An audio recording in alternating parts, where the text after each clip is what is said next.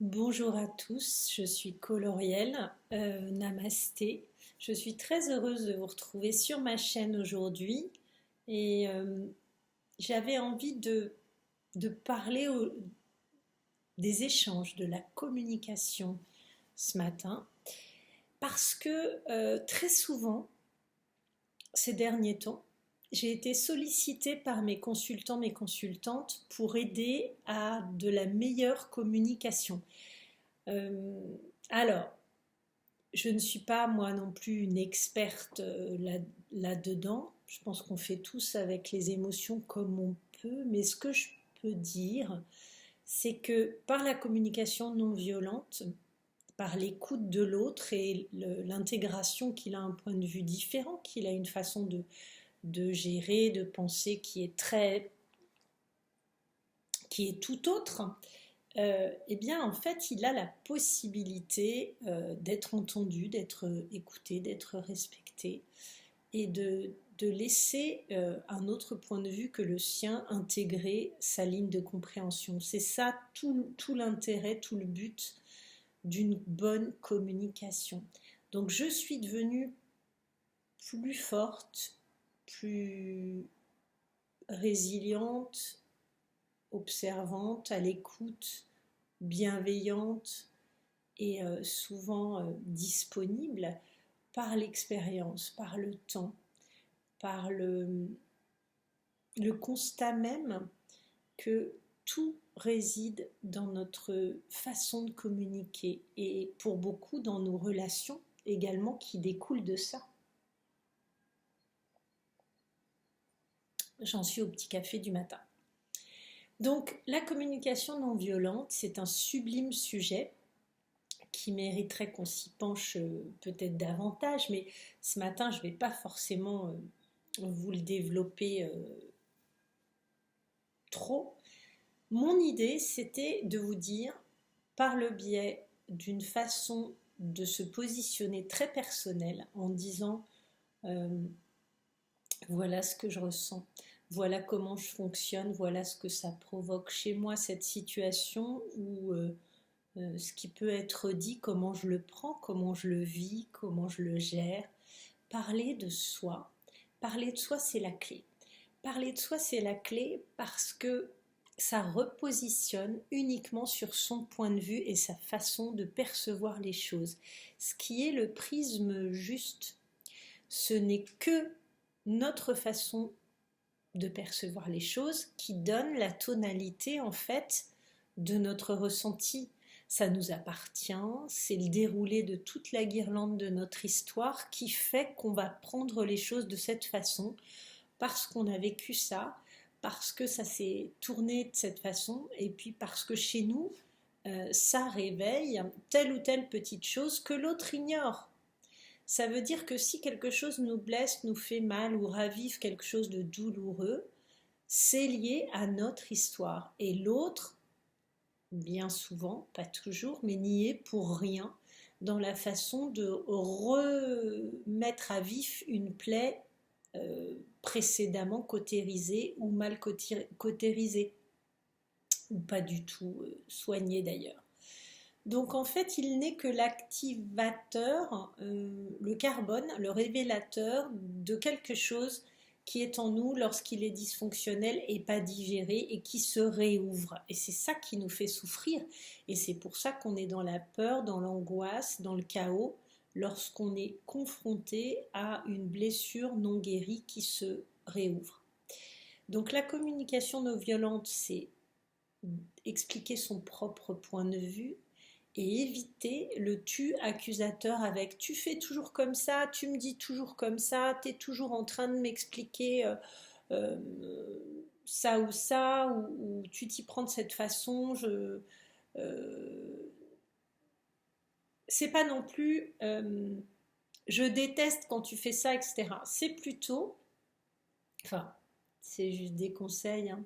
Ce serait plutôt, j'ai du mal lorsque tu te positionnes de cette façon parce que ça me ramène à quelque chose de très douloureux, ça me met mal à l'aise, ça me bouleverse, ça me perturbe, je me sens mal, je me sens agressée, c'est une grande peur qui s'ouvre en moi, c'est une panique, c'est une angoisse, c'est du stress, ou au contraire, c'est un sentiment de bien-être, de stabilité, de sécurité. Lorsque la situation se présente à moi de cette façon, lorsque tu agis de cette façon, ça me fait du bien ou ça me fait du mal. En fait, c'est très accusateur quand on dit ça me fait du mal, tu fais ça, tu me blesses, etc. Alors que lorsqu'on a la chance aussi de remercier l'autre parce qu'il nous permet plus de sécurité, on va lui envoyer des chauds doudous et le remercier de ça. Donc dans la communication non violente, c'est éviter l'accusation par le tu et plutôt aller vers le je. Je me sens de cette façon, ça provoque ça chez moi, je ne me sens pas bien, etc., etc. Et en fait, c'est aussi euh,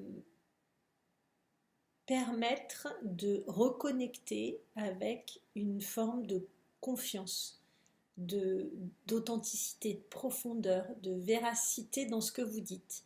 C'est ne pas tricher pour cacher une émotion, pour planquer un malaise ou pour nier quelque chose d'évident.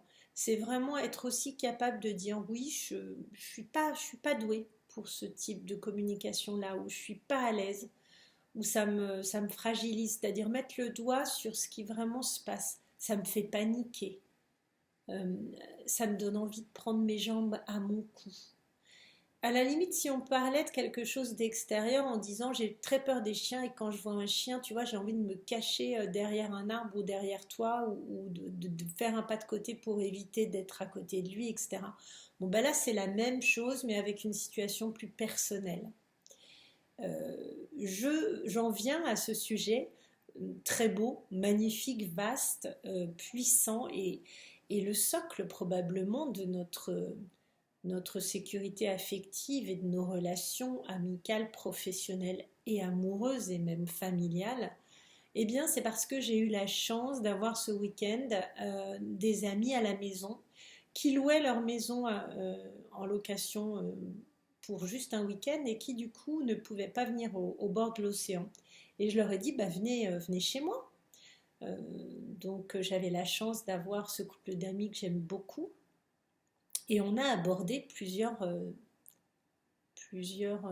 points très importants, de nombreux sujets de conversation passionnants qui étaient divers et variés. C'est ce qui fait la beauté de l'amitié et du partage. Mais en tout cas, le sujet qui m'est venu suite à ces échanges, c'était le pas en avant, l'effort consenti lorsqu'on est dans le partage du couple et de la relation.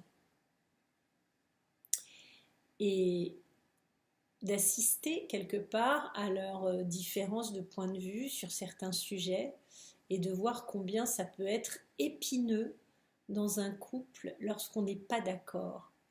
Et quelque part, on en revenait aux bases qui sont si fortement ancrées sur les stéréotypes féminins et masculins. Et c'est ce qui m'a fait beaucoup rire parce que euh, le sujet était très banal et je vais vous l'exposer, ça va vous faire beaucoup sourire, enfin j'espère, je le souhaite, parce qu'en fait c'est pas bien grave tout ça.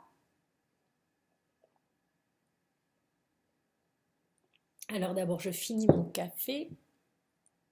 Donc en fait le sujet c'était de dire voilà, lorsque l'on dit on part pour se rendre d'un lieu à un autre, on part en week-end, on part à notre rendez-vous ensemble. Et donc, mon amie, ma très bonne amie, dit à son mari, à son époux, bah tiens, je suis prête, il est 11h15, super, et si on partait maintenant? Et en fait, c'était le vendredi, pour le week-end, ils avaient plein de choses à faire, fallait effectivement venir sur la côte, faire un coup de ménage dans leur jolie maison qui est voisine de la mienne, pour qu'elle soit prête à être louée. Et du coup, au lieu de partir dans l'après-midi pour les, pour les locataires qui arrivaient vers 17 h, eh bien, elle lui dit bah, si on partait ce matin. Bah, lui, il est super content, il se dit bah, chouette, faisons ça, quelle bonne idée. Et puis finalement, profitons autrement de la journée, partons tôt. Cependant, au moment où elle active le partons ce matin, c'est une option de quelque chose de différent, de très excitant, de sympathique et puis de chouette. Cependant, elle déclenche l'idée de partir au plus tôt, mais elle n'est pas disponible. C'est-à-dire, elle a encore beaucoup de paperasserie, de facturation pour leur société, puisque c'est elle qui gère ça.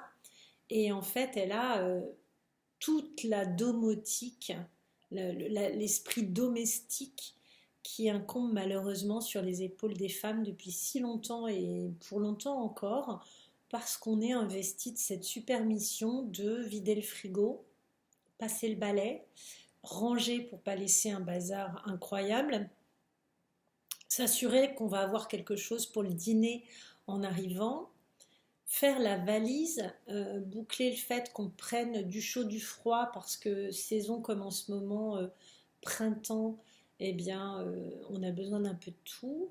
Et puis, je dirais, veiller après à boucler ce qu'on a à boucler aussi sur le terrain professionnel. Donc finalement, ce qui se passe, c'est que mon couple d'amis se retrouve dans l'embarras parce que lui, très chevaleresque, se dit super, bah moi je suis prêt, et du coup il va poireauter en bouclant juste en un quart d'heure ce qu'il a à faire, parce que les hommes sont très réactifs, capables de se focuser sur l'important et faire esquive du reste, ce que je trouve être une très belle qualité cependant. Et donc il va l'attendre et elle va mettre 2-3 heures à être prête. Et ça va le miner. Donc en fait, il n'ose pas trop bouger, entreprendre autre chose ou se remettre dans une nouvelle tâche, puisqu'elle a dit on part, mais elle ne lui donne aucune visibilité sur l'heure réelle de départ.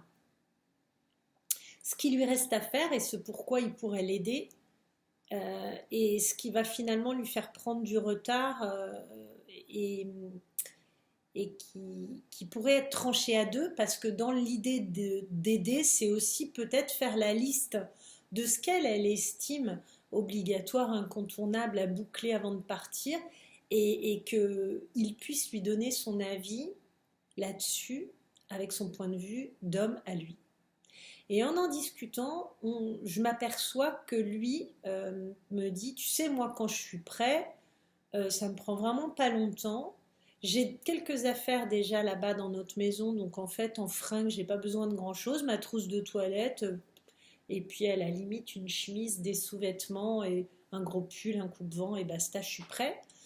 Et puis surtout le frigo, je m'en fous, puisque si on part 2 jours, ce qui est pas prêt attendra, enfin je suis pas obligée de le vider, et tant pis même si la salade est fanée, franchement je m'en fiche, je suis tout à mon idée de partir et j'anticipe de quoi j'ai besoin pour là-bas, mais franchement je vais pas me mettre à ratisser et vider le frigo, c'est le cadet de mes soucis, je jetterai s'il y a des pertes et c'est pas grave, je me focalise sur la voiture, est-ce que j'ai de l'essence, est-ce que j'ai besoin de bricolage, de choses pour préparer le jardin, nettoyer la maison pour la location. C'est ça mon focus. Et j'en reviens à l'idée toute faite, un peu surfaite, mais pas si fausse, de euh, l'homme se focalise sur une idée et en fait il va être efficace sur un sujet, il va le traiter de A jusqu'à Z avant de se tourner vers un autre pleinement disponible. Ce qui a été beaucoup critiqué, à savoir je ne fais pas 36 000 choses, mais moi je dirais plutôt quelle intelligence, quelle stratégie, quelle efficacité. Le côté rationnel masculin que moi j'aime beaucoup, parce que je suis une personne qui a beaucoup évolué aussi sur ce fonctionnement avec ma part de yang très développée, parce que finalement j'étais capable, oui, de faire réviser les devoirs de mes enfants tout en préparant le dîner, mais j'en oubliais pas moins que lorsque je me consacre à quelque chose pleinement, je suis redoutable en termes d'efficacité et beaucoup moins éparpillée que si j'essaie de faire 5 choses en même temps et plutôt mal. Revenons donc au sujet. Donc l'époux de mon ami m'explique que voilà, il est prêt et que ça l'a miné d'attendre pendant 2 heures et demie que sa compagne, son épouse, soit prête, parce qu'en fait, lui, il était tourné vers le départ. Donc, au final, je me rends compte que lorsqu'on communique mal, qu'on ne donne pas les infos, et qu'en plus on n'a pas la capacité de bien les donner, on n'est pas en mesure d'être aidé efficacement, on se coupe le, la branche sous les fesses et en fait on s'empêche d'être optimum dans notre partage et notre répartition des tâches. Revenons sur l'histoire. Ma copine, elle était focus sur je boucle tout mon dossier facturation, organisation de l'entreprise, puisque c'est son rôle dans l'entreprise, ils sont agriculteurs. Et du coup, lui avait déjà bouclé ce qu'il devait faire le matin. Il était déjà capable de donner quelques directives pour la suite et de filer, alors qu'elle, elle voulait pas partir sans avoir géré les mails, la communication, etc. Bon, classique. Je pense aussi qu'il y a une partie d'émotionnel, familial, les enfants, les petits-enfants, ce qu'on a prévu de prendre en charge, de soutenir, etc. Tout ça est vraiment un poids pas visible sur la femme, très souvent. Vous me direz si vous êtes d'accord avec ça, mais s'occuper que tout le monde aille bien, indépendamment du côté domestique de l'affaire, si on organise un dîner ou si on vient en aide aux enfants qui ont des petits-enfants, etc. C'est quelqu'un de mes amis qui sont grands-parents de deux petites filles. Ben, en fait, toute cette partie-là, toute cette gestion-là, donner un coup de main à la génération suivante. Pour les travaux, ça peut être facilement l'homme, mais pour le côté des petits-enfants et des repas et de la prise en charge et de l'hébergement, les emmener faire quelque chose de sympa, ça va être plutôt de l'énergie féminine qui va dire tiens, si on les emmenait faire une balade, visiter ça ou faire ci, et du mari de dire ah bah oui, c'est une bonne idée, tiens. Voilà ce que je propose, on va leur faire ça, je vais l'emmener jouer à faire telle chose ou faire une balade ou voilà, et puis au retour le bain, la gestion du repas retombe dans le giron féminin. Et donc on revient au sujet initial qui est ce décalage. Donc reprenons la base de l'exemple et optimisons avec ce recul qu'on a la chance d'avoir maintenant en le regardant de plus près. Qu'est-ce qu'elle aurait pu faire? Eh bien en fait, elle aurait pu faire la chose suivante. Elle aurait pu dire, tu vois, j'avais envie d'essayer de partir plus tôt, comme ça on aura plus de temps. Parce que la remarque qu'il a faite et qui me fait en arriver là, c'est de dire, dommage de l'avoir attendu 2 heures et demie ou 3 heures à poireauter qu'elle soit prête avant de partir. J'aurais très bien pu l'aider, on serait parti beaucoup plus vite et ces 2-3 heures, on les aurait eu dans la maison à ficeler ce qu'on avait à ficeler pour qu'elle soit prête ou même à faire une balade plutôt qu'à perdre notre temps. Donc du coup, elle aurait pu lui dire la chose suivante, tu vois, j'aimerais qu'on parte au plus tôt, ce serait chouette, qu'est-ce que tu en penses? Il me reste de la facturation, préparer la valise, vider le frigo, prévoir les contrats ou de la paperasse pour les locataires, etc.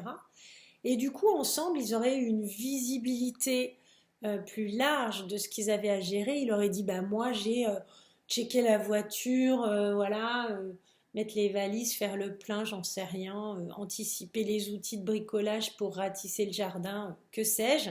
Ils auraient mis en commun leurs tâches respectives et ils auraient pu optimiser l'action de chacun en pleine complicité des choses en disant tiens ça je peux le gérer toute seule super donc ok toi tu fais la facturation puisque tu finis ça t'en as pour une demi-heure 1 heure génial pendant ce temps-là moi je m'occupe des valises par exemple. Et puis le frigo, c'est vraiment pas urgent, mais si tu veux vraiment y jeter un œil, bah, fais-le en un quart d'heure, là maintenant. Puis après, tu retournes à ta facturation, comme ça, moi, je mets tout ça dans la voiture. Et puis éventuellement, faire vraiment le spectre large de ce qui doit être balayé et convenir ensemble des priorités qu'on va leur donner au lieu de les induire et de faire subir à l'autre notre jugement uniquement alors que son point de vue est très utile. Moi qui vis toute seule depuis assez longtemps et qui ai auparavant vécu en couple 20 ans, je sais combien c'est compliqué parce qu'au moment où on fait les choix, on a l'impression que c'est pour le mieux, qu'on va le ficeler très vite, que le sous-traiter à quelqu'un d'autre va nous faire perdre du temps en explication, mais c'est pas du tout vrai, c'est pas juste. Donc du coup, ouvrir l'éventail et dire voilà comment je vois les choses, qu'est-ce que tu en penses, c'est toujours un super bon point. Pensez-y, c'est crucial dans plein de sujets et c'est la clé dans plein de sujets. Et donc, maintenant qu'on a balayé cet exemple, ben, n'hésitez pas à me donner votre point de vue, vos conseils, vos astuces ou ce qui peut être bloquant pour vous. Échanger les uns avec les autres, c'est toujours très très utile et puis ça fait beaucoup progresser dans l'écoute positive. Un grand merci de vos interactions, de vos likes, de vos petits mots.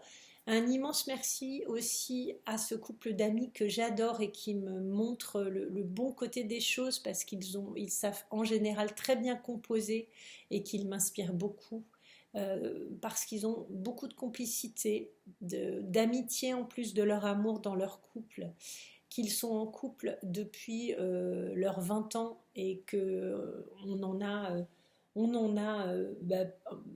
après 55 maintenant, donc ça fait, je dirais, 35 ans. Donc c'est magnifique. Et puis surtout, rester courtois, poli, tolérant, ouvert, ingénieux, créatif, positif. Je vous embrasse tous. Je vous souhaite le meilleur. Portez-vous très bien. Faites briller fortement vos très jolies couleurs d'aura de toutes les couleurs possibles. À bientôt. Bye.